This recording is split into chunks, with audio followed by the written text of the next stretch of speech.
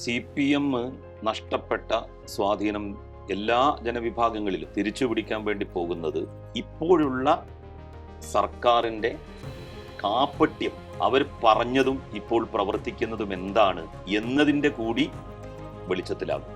എന്തൊക്കെയാണോ ഇടതുപക്ഷത്തെ വിശ്വാസികളുടെ മനസ്സിൽ നിന്ന് അകറ്റി നിർത്താൻ ലീഗ് അല്ലെങ്കിൽ കോൺഗ്രസ് ചെയ്തത്, സമാനമായിട്ടുള്ള കാര്യങ്ങൾ അതിനേക്കാൾ ശക്തമായിട്ട് ഇവർ ചെയ്യാൻ വേണ്ടി പോവുകയാണ്.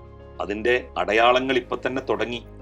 PM ശ്രീയിൽ ഉൾപ്പെടെ സമീപനങ്ങൾ എന്താണ്? PM ശ്രീയിൽ ഒപ്പിട്ടു എന്നും പറഞ്ഞ് ഒരു പൈസയും വാങ്ങിയിട്ടില്ല.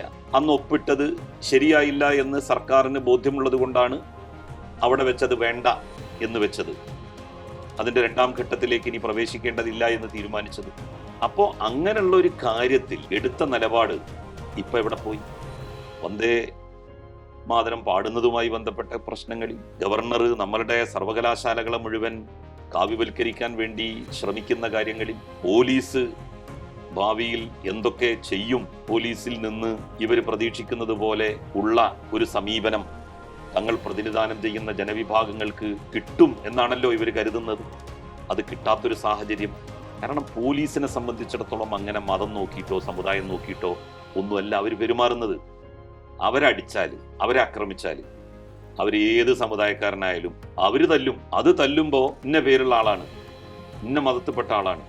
2 കൊല്ലം മുമ്പ് വേറെ ഒരു പേരുള്ളവന് ഇങ്ങനെ പോലീസിനെ തച്ചപ്പോ ഇതുമാതിരിയല്ലല്ലോ പോലീസ് ചെയ്തത്, ഇപ്പൊ എന്താ അങ്ങനെ ചെയ്യണത്? ഇതൊക്കെയാണല്ലോ ഇവർ ചോദിക്കുന്നത്. ഇതെല്ലാം ഇവർക്ക് തിരിച്ചടിയാണ്.